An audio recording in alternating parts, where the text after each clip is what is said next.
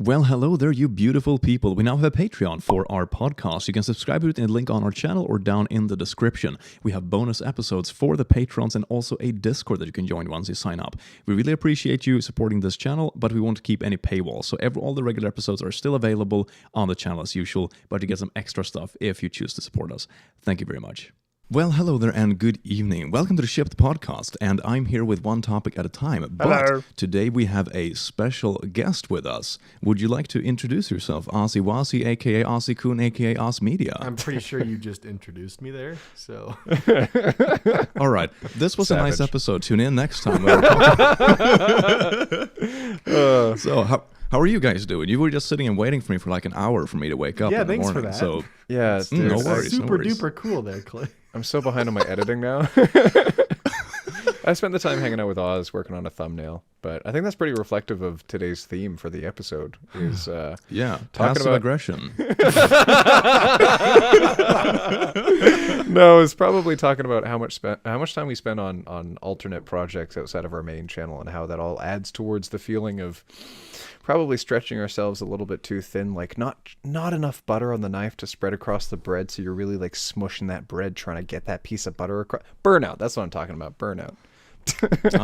Butter out. Nice. Yeah, it is a very real thing for YouTubers in general. You hear about it all the time, and it's mainly because we all run our own businesses, we run our own channels, and when you do something like this that is passion and work, it's really hard to separate it from the rest of your life. YouTube easily becomes both your hobby and your job and your friends, and then it's really hard to separate. You work essentially all day.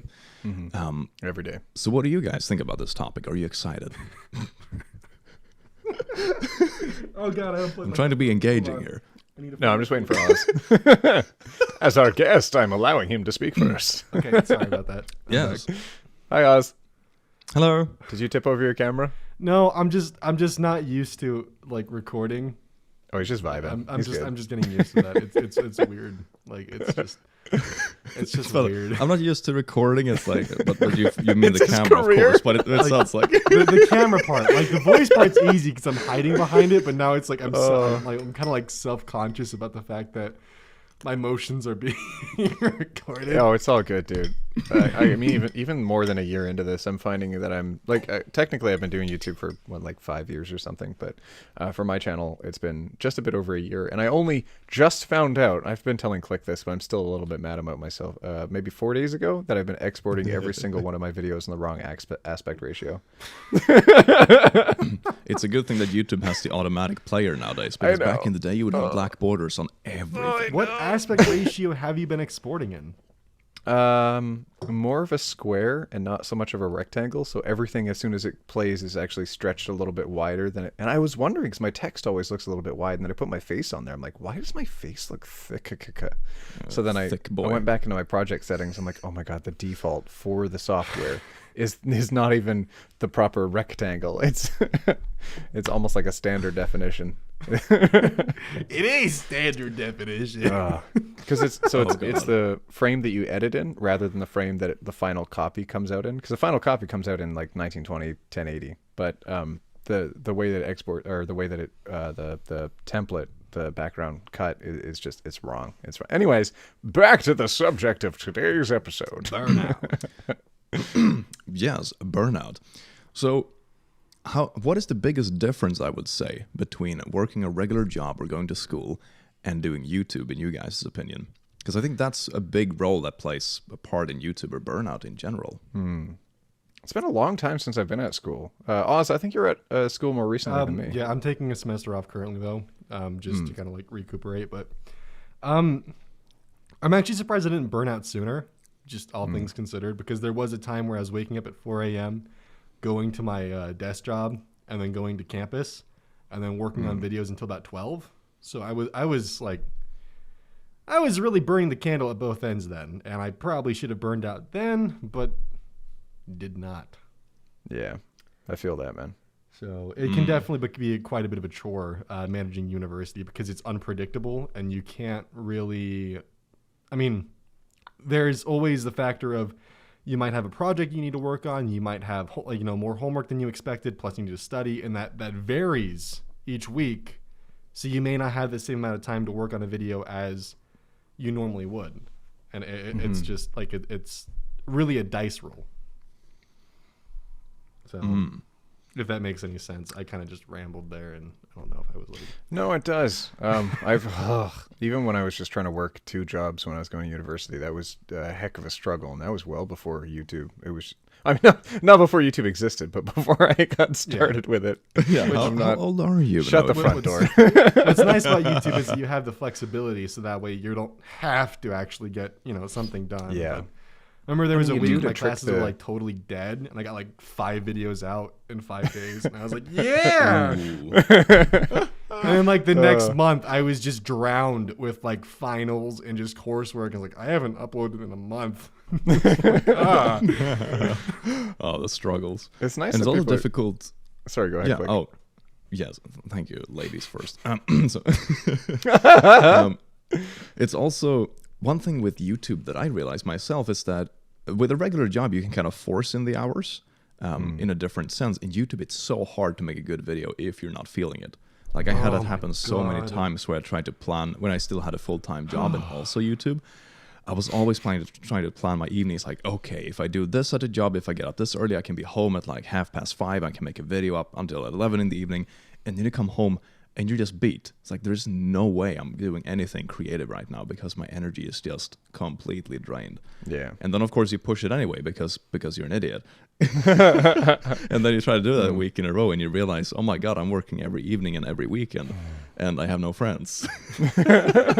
I mean, sometimes it's better to get out some content than no content, but then a lot of the time that content that you're getting out is actually hurting you in the long run. So it's like, Yes. even if you're a day late for an upload, that might be better, even though for the analytics, it's just kind of like, it's going to look like you're tanking. For the audience, it's better. So if you want to keep your audience entertained, wait a little bit. If you want to keep the computer mind that is YouTube's analytics happy, then just upload every single day, even if it's garbage. But YouTube's analytics is like the worst like contributor to burnout, because it like whenever you have a bad it's a video, drug. it like when you have a good video, it's a drug. It's like you're doing great. When you have a bad video, it just like digs it in. tanks This everything. one's 10 out of 10. Look how bad you're doing. Look at all the red numbers. Oh, You God, it used to be so insignificant red. dolt. And it's like, I think they might be too And the gray red now arrows to all make it less like pointing that. downwards. Your career is over. look at this so bad. paper airplane graphic collapsing, you bitch. I talk to Click about that every time I upload a niche video. Like wholesome memes. It doesn't get a lot of traction, but I really like doing it. It's one of my passion projects. But as soon as I upload it, YouTube's just like, we're going to show it to a couple people and then no one else. We're going to tank this. I'm like, oh, no, my heart. I should just quit YouTube. Oops, your click-through they did rate's that. not very good. Also, we're not showing it to anyone, so But the that's click-through on rate is you. 14%. can't be good. 14%. Yeah, it's even good. That is a good click-through ratio. Now, there are so many hidden metrics. And Yeah, exactly. it's so funny. Yesterday, I uploaded a Noah video, which actually did really well, like surprisingly well, even for a Noah on my channel, even though they're among top performers. So I'm sitting there watching that, 1 out of 10, like, ooh, my life is going great. and then, tomorrow I'm going to upload something else, which is probably more niche, and it's going to be like a 7 out of 10. I'm going to sit there like, oh my God, what am I doing wrong? My life is over. It definitely hurts. Like, Yeah. It really does. I actually removed the application on my phone, the YouTube Studio app, because I was opening it way too often, just staring at that something out of 10 number. And at the end of the day, it doesn't affect your creativity in any sense. You're still going to make the same videos. I mean, that number is essentially useless. it definitely It's affects just the like a- motivation, though. Like, Oh, for yeah, me it does. anyways. Yeah. Like, ugh. Oh yeah, it does. Yeah, it definitely tells, because I mean, even if I make a niche video and I know it's not going to be like a super performer, I'm usually fine with it because I expect it. It's like, this is a video I had fun making. It's probably not, going to be a viral hit, but I mean, it was fun and I don't really mind.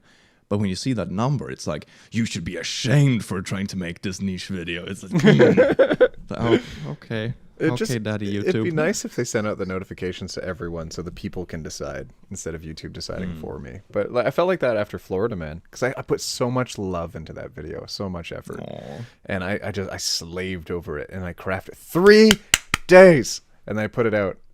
Good click-through rate. And then they stopped showing it to everyone. And even people You put so much love into Florida, man. they have the bell on and they're not getting the notification till the next day. It's like, why? Why do this to me? No, but that's one thing I've noticed, that YouTube sub counts mean surprisingly little on Yeah. YouTube. it is actually kind of shocking, because if your video doesn't do well within the first hour or so, it won't show it to your subs anyway. So it's all the views come from recommended and stuff anyway. It's like you can, I mean, of course, the sub give the video a boost that then gets it recommended. So I mean, they make a difference, but you know, when you have 100,000 subs, not like your video is automatically getting 100,000 views. No, it's so many steps in between. That'd be nice, though. It would be nice. Yeah, it would be really nice, but it's been changing over the years. Yeah. I think guess before the bell system came on, it was just like you get notified for absolutely everything. And that might have hurt the subscription numbers, because people are like, I'm not going to subscribe to this person. I'll check them out occasionally. But then as soon as the bell option came on, they're like, oh, perfect. I can subscribe to everyone, check on the ones I like occasionally, and then get notified for the ones I'm really passionate about. But then there was like a change in the background. So we're constantly fighting against the system, trying to get our content in front of everyone that actually wants to see it.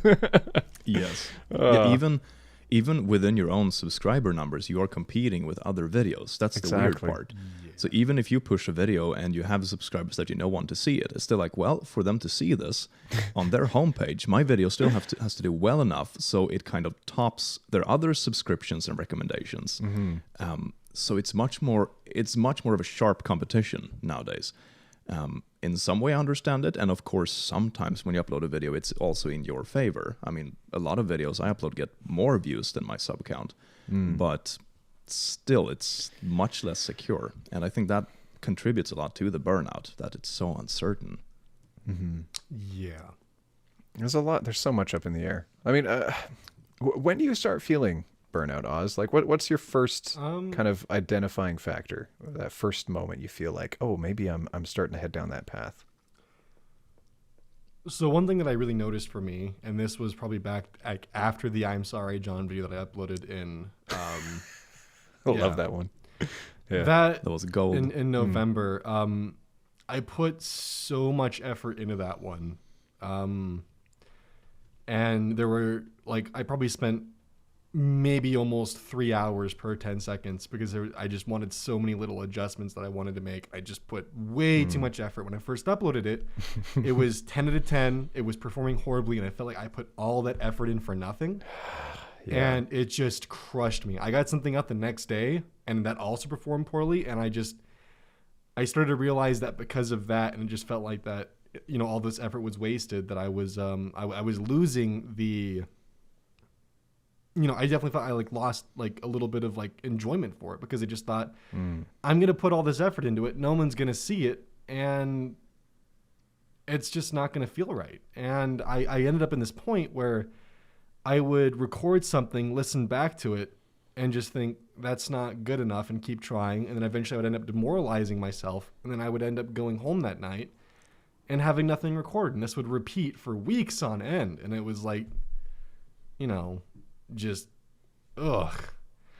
And then there was editing. I would edit something, it would feel terrible, and it just wouldn't feel like I'm doing enough for it. And this would continue on a daily basis, just because of my standards, I guess, increased or something for what my quality would be, and that just sort of drove me into not feeling like anything I was doing was good enough. And it became more of, I need to get something to this standard rather than doing something for fun. And I think at that point I realized that I had, you know, kind of screwed up, and I'm trying to rebuild rekindle that passion for it, but it's taking time.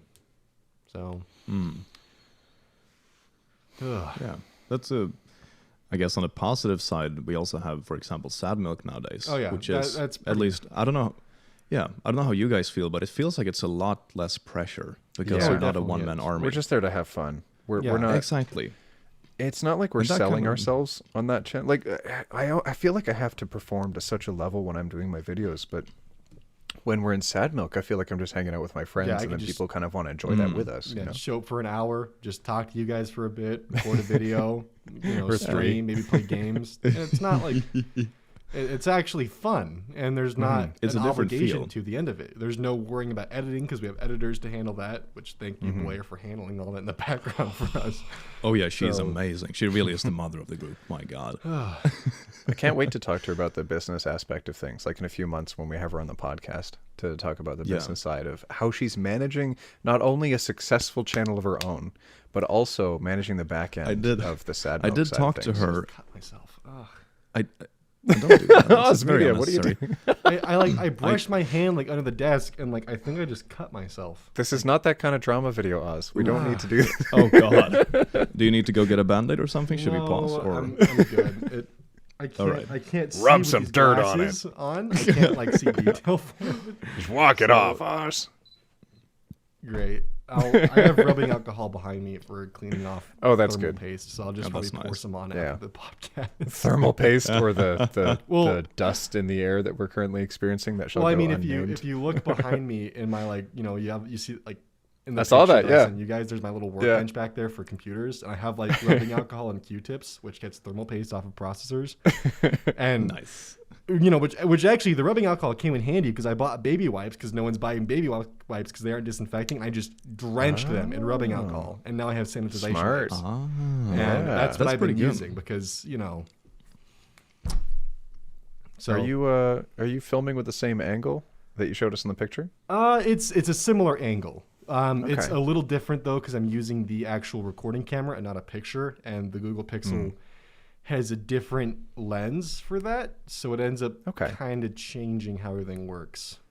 So you mentioned that you've got some sort of alcohol to remove paste off of processors. You said because you're thermal working paste. on building computers, right? Like that's Oh, one yeah, of your yeah. passion hobbies. I'm going to rotate my camera just a little bit so that you can see the rig that I've been building. All right, everyone in the corner podcast can see this. Click and I can't, but we'll see it in Yeah. post. there. No, we can I we just- can I fake just it. We can built fake it. it. Wow, that whoa, looks, that's a oh my, great wow, video. Oh my wow. goodness. Well, I've sent you guys Oh pictures, dear. though. Wow. So, Wow.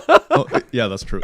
Yeah, the pictures look you awesome. guys have seen my darling that I've been working on for a while. It's yeah. I'm going to be Zip doing a body. video on my gaming channel in the build once it's finished. So I'm currently working. everyone on the keep an water eye out for cooling that. it, and it's like it's all yikesy. So So for so that would be one of the projects that you use to kind of de-stress, right? Oh, big Like time. You Oh, wanna yeah. focus Yeah. in on something that's not just YouTube for a little while to kind of separate yourself from that anxiety and stuff, right?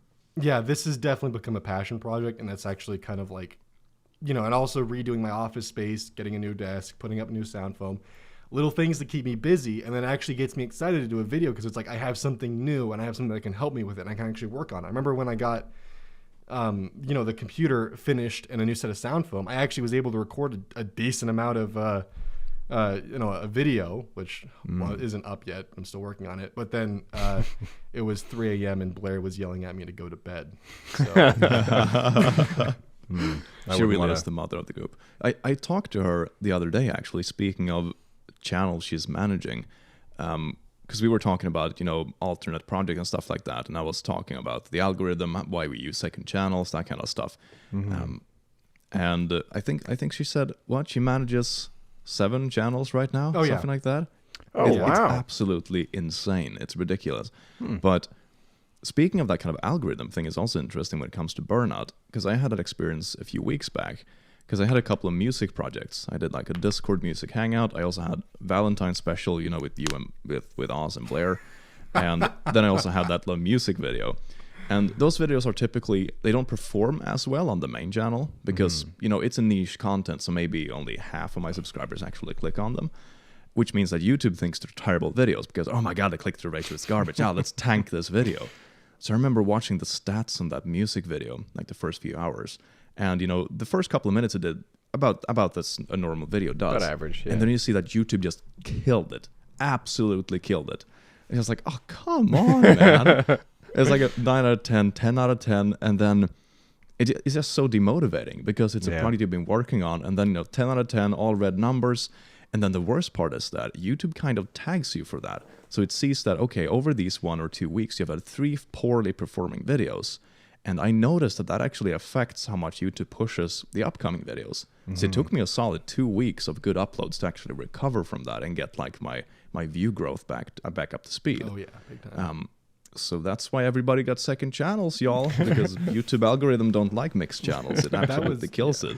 That was actually something I noticed during the entitled parents era of the Reddit channels. And I mean, some of us are still doing that and others have moved on. But back when I was doing them, and I haven't done entitled parents since almost a year now, which feels really good. But there was like this period, I remember it was spring break, where I was panicking because I had one entitled parents video that did really, really bad.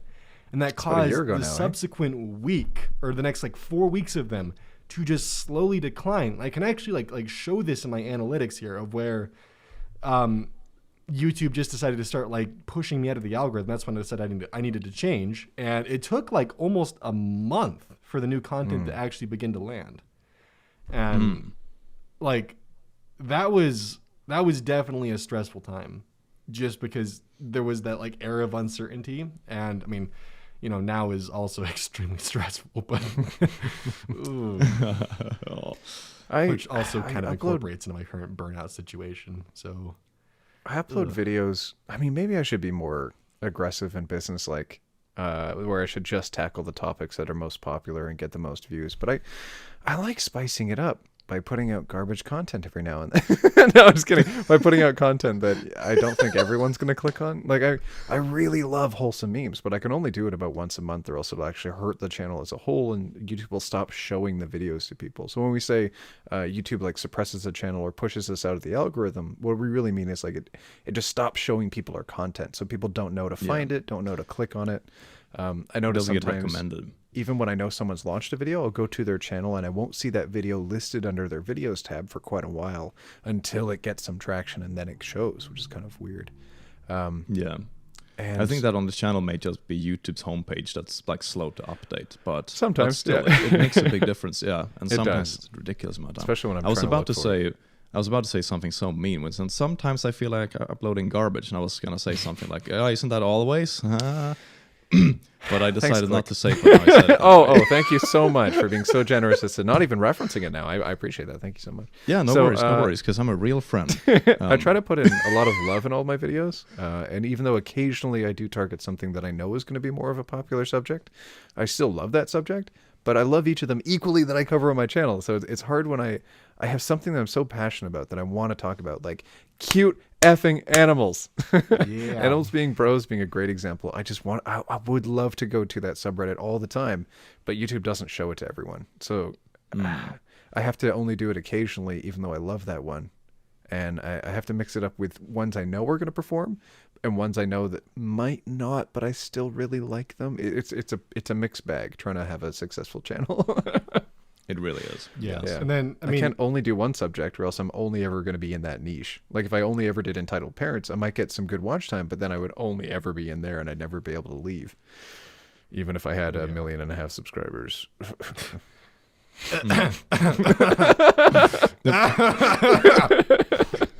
But I think it's a very good point, especially when it comes to burnout, because the way the algorithm works is that it really heavily awards you for doing very similar content. You know, if you have a lot of people watching this video, if you'd upload the same kind of video, that's going to get a lot of traction and secondary views and recommended. So the YouTube algorithm actually pushes you to paint yourself into a corner. And then you can't escape. And exactly, because then if you try to escape, it's going to tank your videos. And I mean, the recovery time, I mean, you all talked about a month, and that was a relatively I definitely don't want to diminish it, but it's a relatively small step compared to what some YouTubers have done, because it's still within the Reddit genre. It's still it's just moving from the story based to meme based pretty much, and it has a relatively similar target audience. Well, at the same time, even though if you'll allow me here. No. Go so for it. it'd be amazing if you went from. Go ahead, Oz. Go ahead. Did he leave? No, I'm just. He shadow realmed himself. In all of you. So, what I was Shadow going realm to us say in the was podcast. That's good. That's good. Click, shush. you are right about it being relatively similar, but the people who are at Storytime aren't there to for a visual representation. They're there for like an audiobook. And you end up losing that portion of your audience that is there for the audio aspect and to listen to you talk and not to have a visual escapade of bombardment of images. And just it's you do end up losing that area of the audience, which is why you have a heavy hit when you try switching to meme based. So I was just kind of want to. That is an interesting point. Yeah, that is an interesting point. I didn't think about that actually. When I started watching YouTube again. I think it was early 2018, late 2017 when I started getting. I didn't even use YouTube really for a couple of years. Like I missed whole. You remember when PewDiePie's hair was white? I missed that entire period. I missed him streaming. I missed any fiasco. I came back and I'm like, what is all this drama? I spent years away from the internet. Incident. And then when I had no idea what that was. I had to go back and look, but I missed years of internet content. It and was then so I came blown in. out of proportion. It was And so when I had, ridiculous. Oh my god. Anyway, so that's saying what that's about. I started listening to Reddit channels that would read kind of those meme stories while I was working, and I found the visual ones I was clicking away from because I needed something to keep me kind of like audibly entertained while I focused on writing emails at work. And then after a little while of diving into that content, I'm like, you know what, the stories aren't quite enough. I would like a visual aspect added to it. So I sort of shifted what I was being entertained by how much I started. I like leveled up my entertainment level in those kind of videos, and that's when I started discovering everyone else's channels. Big brain. And then, way late after I started my channel, I found this YouTuber that I actually came to respect quite highly, who his visual representations in his videos kind of inspired mine, and I shifted most of my stuff from the longer reads of the text-based stuff to mixing in some more visual aspects. I didn't have a lot of time to spend on videos, but I was still crushing everyday uploads because I'm like, this is what I have to do to get noticed. But then when I saw this other guy's channel, it was only uploading once every couple weeks or 3 weeks or a month. I'm like, you know what? He's got some good content. Maybe I could learn from him. So I started watching him. He had this Garfield video that went up that was awesome. Oz Media. Who can this be? God, I hate that guy. Just ask him out already, for God's sake. I know, right? I know. But he never paid attention to me because I was a very small dude who he'd never heard of. I'm kidding. Actually, through Oz is pretty much how I met. For anyone who's watching the podcast recording right now, Oz is actually who introduced me to the rest of the group, which I thought was kind of cool. Via Click. Yeah, let's not talk about that story. But it was like, yeah, because we work together, and Oz is in charge of our or back in the day, our old collaboration group. That's true. And then I said, hey, you should invite one topic. He's a cool dude. And you took like a month. How long? Well, I was dealing with just so much of the time that I just completely forgot. And then you were like, hey, so what's the deal with one topic? And I was like, oh no. But it was only after interacting with these gentlemen and getting introduced to the social circle that I started slowing down on uploads. And now I do them once every 2 days instead of once every single day, because I get to collaborate with you guys and hang out with you guys, and I get to see things from your channel's perspectives as well. So that even if my channel's hurting a little bit because I'm not doing the daily uploads, it's making my life a little bit smoother, and I'm not hating myself. I quit my day job to take a load off my back. I'm able to pay my bills a little bit, so I'm doing okay there. But it's so much easier now that I've had your guys' perspective added into the mix. Because when you work alone in a silo, all you have are your numbers, and you're trying to hit those targets, missing those red icons. But then you get some friends, and it's like, oh, you know what? I can relax a little bit. Yeah. And I think it's also the fact that we have so many different projects now. We have Sad Milk, we have the podcast, we have collaborations going up on different channels. It's the whole thing became so much wider. Yeah, that too. Yeah. There are a lot of different aspects to it. And I think sitting in a silo, that's partially, if I still sat in a silo, I probably would not work with YouTube full time because it's such a lonely life. Yeah, it was after I got to know people better in this group. It was even before we actually started Sad Milk, but that's when I considered going full time because I'm not doing this alone anymore. And it makes such a huge difference. Just for example, when we sit every evening and we discuss thumbnails, it's like sending it back and forth, discussing things and then making jokes and hopping on playing a video game, maybe doing a recording. It's a very nice hangout feel, and you actually get some social life even though you don't really meet. And that's a big aspect. I like that. Mm-hmm. When did you start working with other people or hanging out with other people? I think you're actually in charge of the kind of collaborative Discord, aren't you? The Reddit Gremlins, yes. Yeah. So when did you actually, start? the whole thing kind of started with Salty and I back in February of 2019. So Oh, he's a good lad. yeah, we ended up actually building the original one. there was a little bit of drama in that one, and a new one was built. Yeah, not So- everyone's personalities mesh all the time. It's kind of hard to find that healthy balance Yeah. between people. Indeed. A lot of that, like a lot of me being abrasive, comes from my burnout. So whenever I'm kind of like a little bit edgy and stressed, it definitely comes through in my interactions with all of you. But you're all very forgiving of me. But sometimes you just got to start fresh, you know. Yeah. the one Discord. thing I think we're all like that. We all have, you know, good days and less good days, and everybody understands, especially when we work with time zones and stuff, that, you know, not every day is going to be a super duper day. Yeah. Big time. So it's a give and take.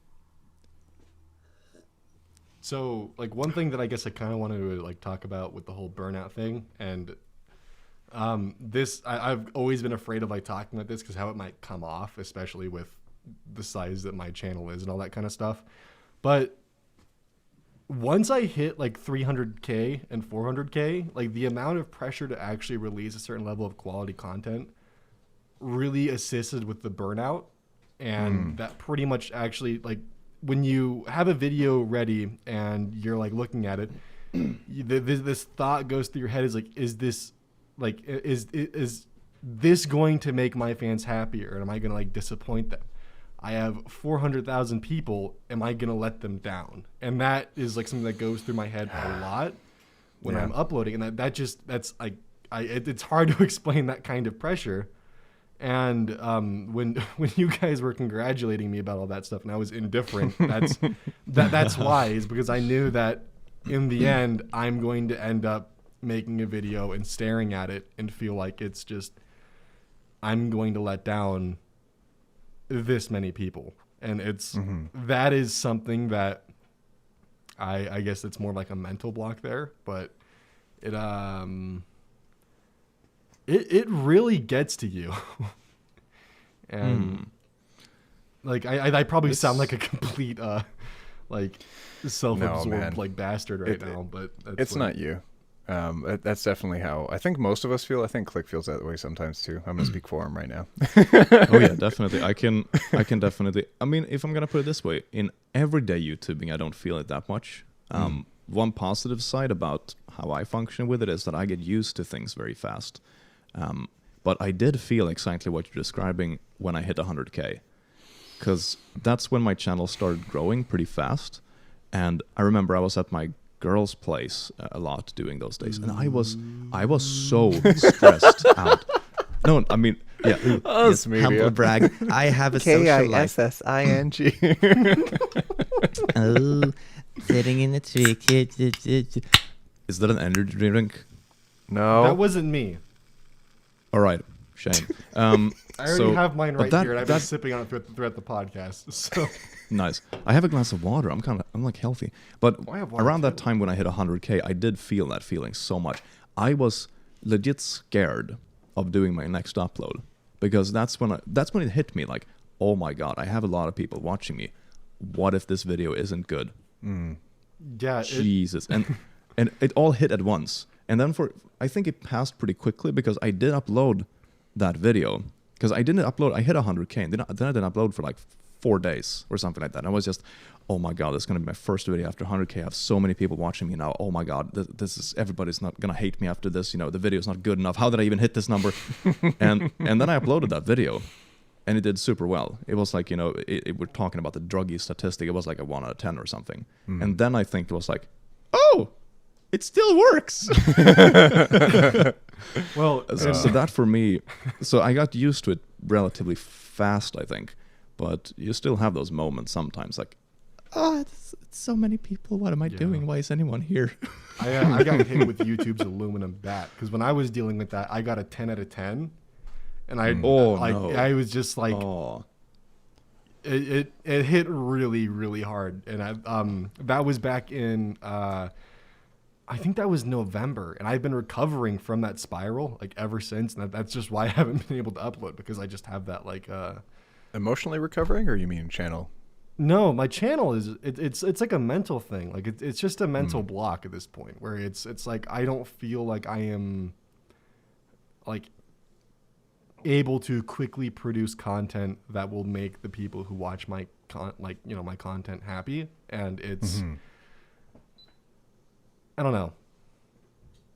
I don't really know how to because I've never actually had to put this into words before, so I'm a little thrown off at this point. So it's definitely a shared feeling. Yes. I mean, I'm sure you can tell every time I send you a thumbnail, and I'm second and third guessing myself now. So I know I have a niche set of videos that I know I can pop good thumbnails for, because I love them. There's such color contrast I can pull from them. They're great. Anything I can throw a rainbow into. Not only do I love the subject, I love those subreddits, but I love those thumbnails. And anytime I tackle a different subject, I'm like, hey, Clint, can you look at my thumbnail? I think I hate it. And it's good to get an outside perspective, so I know I'm not going insane half the time. It's and even now I'm looking at my thumbnail for tomorrow's video. I'm like, you know what? Maybe I should change it. Yeah, it is. Because I know it's not going to perform. It's going to be like a 6 out of 10 if I'm lucky, and that's I think okay. that you have a good chance of it being a pretty good solid land. It's pretty rare I get a 1. That's a very occasional video. I kind of it is. It is 1 out of 10 videos that get a 1 out of 10, so it's not that often. It's rare. But if it was unless every your video channel that is growing at overperformed the last insane one. speeds, it's pretty unusual. That's true. That's a thing, is we hold such high expectations and standards for ourselves that are based on pretty much just ethereal concepts we latch onto pretty early on in our days. And it's just, we're constantly trying to one up ourselves, and it's healthier than trying to one up someone else, but you can never win it, because you're never going to be as good as your best all the time. No, I had that. I made a strange rule for myself. It was around, I think it was around December, something like that. I had this really strange rule that, the next day I always have to have a higher sub gain than the previous day. Like from a day-to-day basis. Like dangerous mindset. That's horrifying. Oh, yes, it is. It really is. So in that sense, the fact that my channel was taken down and I had to deal with that, actually, in one way, it made you take a step back and look at, the channel and the YouTube business in a broader, more long-term perspective. You realize that unless all the curves are pointing down over months at a time, it's probably not a big deal. Yeah. But back then it was like, oh my God, yesterday I gained 2,000 subs. Today I only gained 1,300. Oh my God, my career is over. It's like, dude, no, everything is pointing up. Just chill. For God's sake. Yeah, that during the entitled parents rush, when my channel first took off, and all I saw was gain after gain after gain for the first week solid. As a small channel, I was like, oh my God, I finally made it. And then just the next day, you just see it flatline and then start plummeting. It's like, oh no. Yeah. Oh my God, those are my 15 minutes. No. But hey, I made it past that, I guess. And I mean, I hope that we never become irrelevant. We're constantly fighting against the tide of time. Yeah, well, we will be irrelevant, of course. That's just a fact. One day. But I'd love that. I'd love for our content and for what we produce to evolve over time with the times, because I know that we're starting to do that now. We don't only produce Reddit content; we also produce collaborative spaces to. And I think I feel a lot less of a burnout push, like you were saying, Click, because we have so many different projects on the go. And it's not just we're working on so much; it's that it varies so greatly. We're covering so many different types of content that I feel a little bit less of the push of, one day I'm not going to matter. One day no one will love me. Oh, Yeah, but I think, and that's what I see a lot of YouTubers do, big YouTubers as well. People that used to be into gaming or into different meme style content that are moving more into over time after they've gained their following, that kind of stuff. They move into, for example, podcasts. They move into different types of projects that are more long lasting. They might not have the same initial punch because they're not as memeable, they're not as viral, but because they have that following, they can still create that longevity in that space. And that's, for example, what I'm hoping this podcast will become over the course of time. That even though it's much more of a slow burn than our main channels, it's still something that it doesn't get old. my main channel, for example, one day maybe I wake up and no one wants to watch Noah get the boat. That's like, well, that's a solid like 30% of my sub base out the window. They'll say, and that's such a 2019 meme. Now it's 2025. Exactly. Who cares? Oh my so long God, ago. that fell last week. Oh my It's so God. old. Yeah, I'm such a boomer. But podcasts like this has such more longevity because it's more personally connected. It's not dependent on a meme wave. It's not dependent on, a specific current event or anything like that. So while it pops less, it also dives less when the market changes. So it's so tough when we look at our main channel numbers and we're like, oh, YouTube tells me these numbers are less significant than they are, but each individual subscriber is a human being. And even if 1,000 people watch these podcasts, that's 1,000 people that came here for us. And that's amazing. And I never really want to lose that perspective. Imagine 1,000 people in a room. Just 1,000. It's nuts. Just 1,000. Imagine standing on stage in front of 1,000 people. Like that's a pretty big audience, fam. Yeah. And what's our podcast at? Like 14,500 subscribers right now? That's insane to me. That blows my mind. Even though my channel's at half of Oz's, I think mine's at. No, a little. Mine's at about a third of Oz's, about half of yours. Click. And YouTube tells me, like, when I go to my main channel, it's just like 152 and then add to letter, or 155 add to letter, and it's like, well, that's so many people. But unless you get that many people watching your videos, you can't sustain it financially. So it's like it's always a push to stay relevant for the largest number of people possible, so you have the longest runway. You have different, I usually describe this as different circles. You have, for example, the outer circle of your view content. That's, people that find you if they're recommended. They might be generally interested in Reddit content, for example. So they stumble upon your videos now and then, but they're not really bothered with subscribing or checking you out specifically. They just happen to stumble upon it. And then you have this circle that's slightly inner from that, which is people that actually subscribe. They're not like super fans. They might not, like or comment or interact much, but, they check out your videos pretty regularly. And then you have the even tighter circle, which is people that always interact. They check out every video, they comment, they like, they interact. And then you have the inner core, which is people that join your Discord, they follow you on Twitter, they do all these things. And then you have the even smaller core, which are like people that sign up for exclusive things, like patrons or getting to VIP stuff or make fan art, those kinds of people. So it's kind of you need to realize which circle you are making content for when you're making it. And the thing with a channel is that you need a mix. You need to secure the inner circle because that's the stuff that lasts. But you also need the outer circle to keep growing because your sub count is slowly going inactive. People stop watching YouTube, maybe they delete their account, maybe they just, get tired of you as a channel, but they won't really unsubscribe. You have a lot of people going inactive over time. So unless you have a certain sub growth, a certain percentage per year or per month, your channel will die. It's that simple. You need, I would say for our size, if we gain like 100, 200 subs a day, I would say that's probably enough to keep the channel afloat in the long run. Anything above that is actual growth, but 100 a day, something like that, is probably the speed of which people go inactive, is my personal estimation. And also part of the burnout. It's not like I hit the sub number, now I can comfortably sit back and just rake it in because my subs will watch my videos forever. No, fam, you need a constant growth to actually maintain even a flat line, and that is what makes it so intense to some extent. It is wonderful because your work instantly pays off to you personally, so it's a very big motivating factor. But it's also a very insecure factor. You don't have a solid paycheck month to month. I mean, if you do bad videos, you will feel it in your finances. Yep.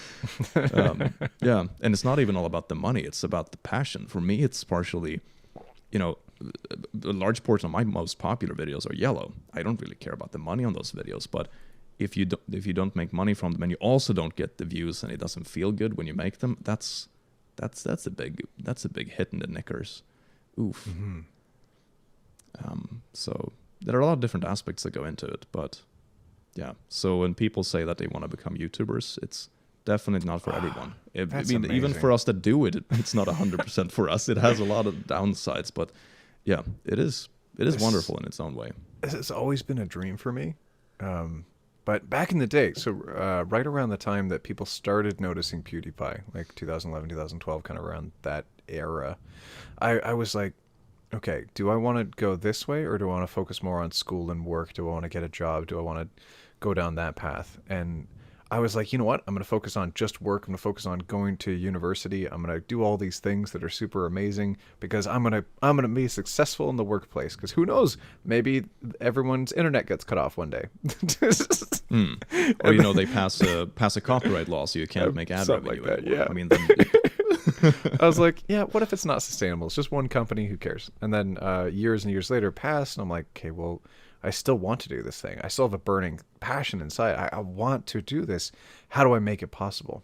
And then just to make it work, it's so much that you have to give up. Like, Oz, when you're going to university, do people talk in general conversation about how much they want to be YouTubers and online influencers and Instagram models and stuff like that? I think I've only had maybe 4 memorable encounters with that, because I think that when you're in university, you've kind of put that idea behind you, and you're here because at that point you kind of know what path you're going to go down.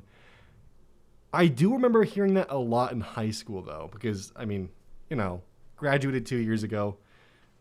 This is still pretty fresh out of the oven here. In high school, there were a lot of people in my class even who had aspirations and big dreams that they would be these huge YouTube channels and they would get so much money. And that's usually where the biggest flaw, and as a lot of you know, is that if you come into it for the money, you're not going to last because there's no passion in your content. Yeah. And that's going to lead you pretty much to flop pretty quickly. And that was like the biggest thing. I mean, as some of, I think YouTube might know, I used to do Minecraft YouTube videos when I was like 14 on like a separate channel. I've seen one of those. Yes, Yes. it was awesome. Yes. I loved it. Yeah, back when I loved my it voice so much. was like so much, well, younger and not what it is now. Your redstone. Yeah. Yeah, back when I was building computers and calculators and all that kind of stuff. When I used to do that kind of stuff, it was I did it because I liked what I was doing. It wasn't for the money, and actually I ended up getting screwed over when with that whole thing. Got like, I think it was like $20 a month from my Minecraft YouTube channel, so that was like high quality right there. oh yeah, fam. But That's like a monetized. solid That's pack awesome. of Pokemon cards, though. That's like, Or a couple sodas from the gas station. Either way. Yeah.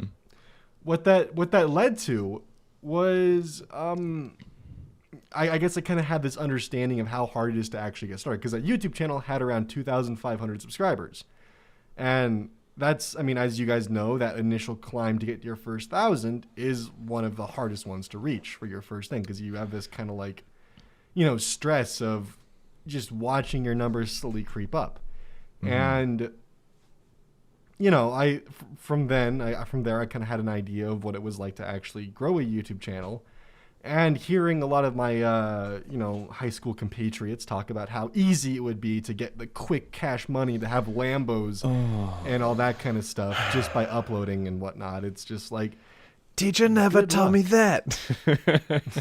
oh my god. How to buy a Lambo cash, teacher.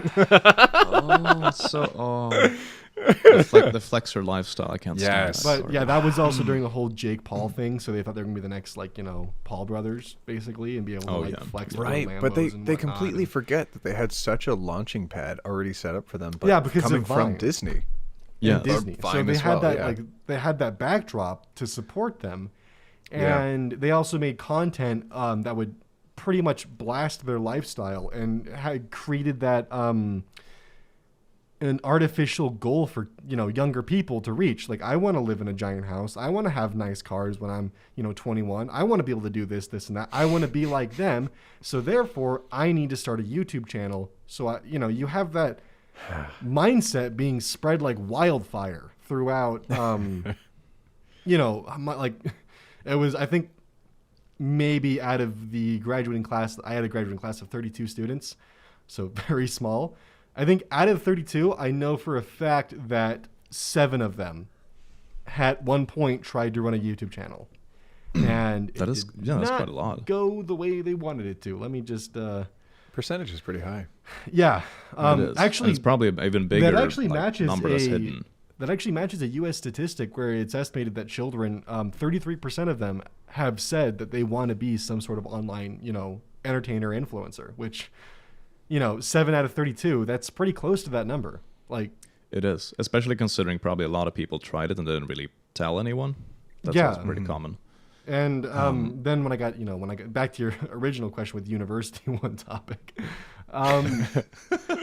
in university, I remember there was one of my classmates, she wanted to be a vlogger, so she kept a camera with her wherever she went.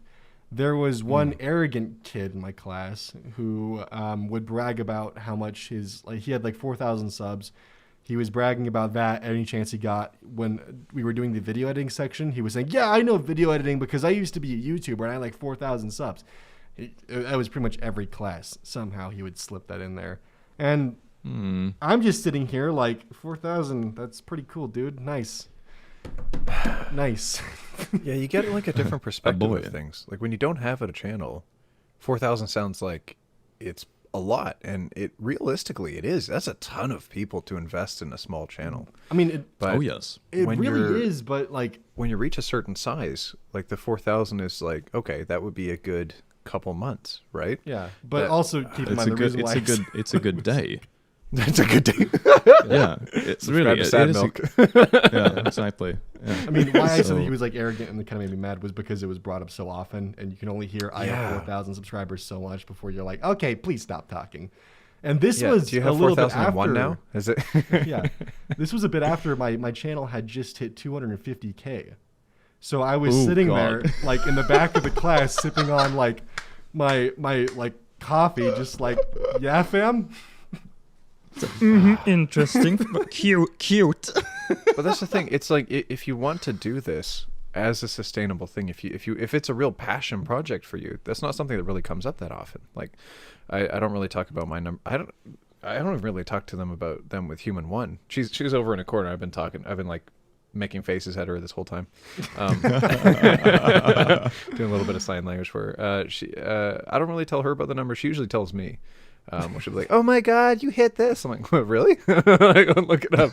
But if you're dropping those numbers on the daily in conversations with strangers, with people like your classmates, there's a real good chance your content's going to push people away. You as a person is going to push people away, because that doesn't matter to most of the people that are successful. Like us, we're interested in the statistics working for the channel, but not so much of like this number is so important. I'm impressive. I'm going to swing around my big internet penis for you to show you how important I am. But it's also the fact that keeps, and I think you guys probably have a similar mindset.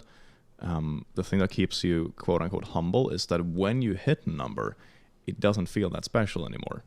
It's like once it's been achieved, you're just looking to the next step, so to say. Mm-hmm. So at least for me, I've never felt the need to swing my numbers around. That's not the focus. For example, one thing I was proud of recently was the video I made about puns.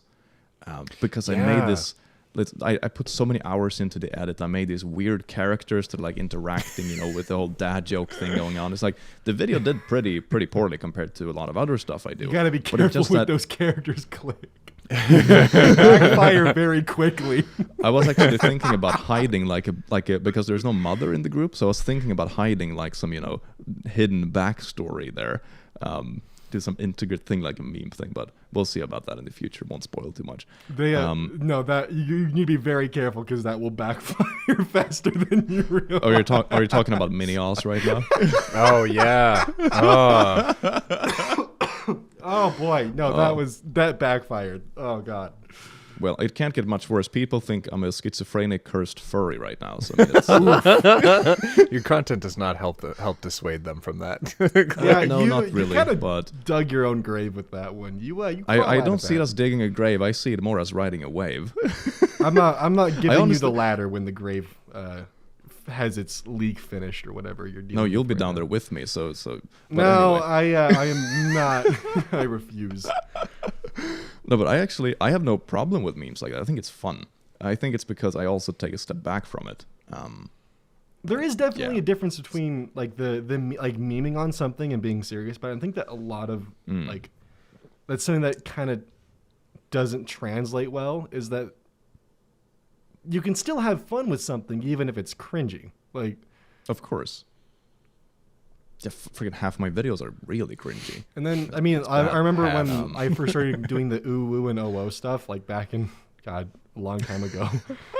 People were like, oh, that's so like, what are you doing? No. It's like, why? It doesn't matter. It's fun. It's cringy. Exactly. The goal here is to laugh at it. It's not to get this visceral hate boner for it. Can I say that on this? Do I have to censor that? We're That's probably 55 minutes in. You can say whatever you want at this point. Well, I remember that. Oh, so you remember? I think it was the first time. It was the first or second time we had an interaction. We were having like an ooh. Oh god, we got into an an Reddit ooh or Discord because it was like, oh boy, here we go. We kept going at it for like half an hour, and it ended with you sending like a TTS thing to me, like "You have won my ooh respect" or something like that. Oh yeah, because that was when I was uh, learning the TTS stuff. Now You were sending so much. Oh, Do you remember the other uwu off that Oz had? Oh, with Core? you I you saw mean you on guys Twitter? read that in one of your videos and didn't let me Yeah, we know. did. Thanks for that. it was so much fun. It was so much fun. Oh. You guys didn't do cut the whole out thread. like a good portion of it too. What the heck? Someone sent us screenshots of the tweet, and I was There just was like, all right, I'm just there gonna was do a good those. section cut out where we were like talking about how we were both Bugatti. He's like, bro, what are you doing on here? And it's so what the heck? What you doing, step bro? It was, Yeah. that was fun. Indeed. It's almost like you put something on the internet you didn't want to have commentated, but No, I think it's It was fantastic really fun. you guys did. oh, I'm so glad. I'm so glad you didn't. No, hate it when I all. saw that, I was like really happy because I was like, I mean, We had such a good time recording it. I thought it was great. I don't even remember which character we were each, but it was just, Click was, I think what a Click was me flaming and you mess. were Core, if I remember correctly. Oh, okay. Oh, that sounds okay. familiar. No. Yes. I do a good Aussie Wazzy. No, you That's don't. true. Oh, I'm gonna pretend that was approval. We're getting real close to the end of the episodes, and normally at the end of these, before we jump into recording the bonus podcast episode, we start doing some closing thoughts about what we've been discussing throughout, before we start running out of time. So, Oz, we've talked a lot about, hitting that wall, what causes that wall when we're working with burnout. How do you overcome it? What I've been finding is that like a pet project really helps. Like my computer over here really helped me rebuild the drive to actually want to make a video because it got my mind off of things. I was able to work with my hands. I mean, I used to work on my car, but after, pretty much just the engine had a crack in the head gasket and it was no longer worth repairing. But long story short, I used to work on my car, and that was the way that I would get my my out. That was my project. That was something for me to distract myself with. Haven't been able to do that in a while, but now I have the computer that I can pretty much take apart and install something new in it to make it just a little bit better. And you just got to find hobbies pretty much, and that will actually help you in the long run because you have something to distract your mind. And oftentimes, if your work is on the computer and if you're, doing that, you need to do something that's not attached digitally. Like you have to space yourself away because what'll happen is, and when I was trying to do 3D modeling with Blender and Autodesk, I found myself skipping working on videos and actually working on my projects instead. And I realized that I wasn't prioritizing my things right, and I had to find something that was physical off the computer and actually,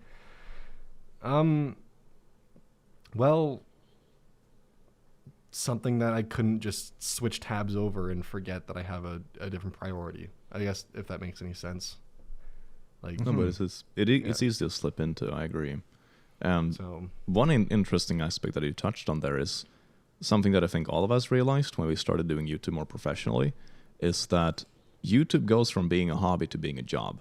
So you need to find a new hobby. yeah, that That is a really good way to put it. Yeah.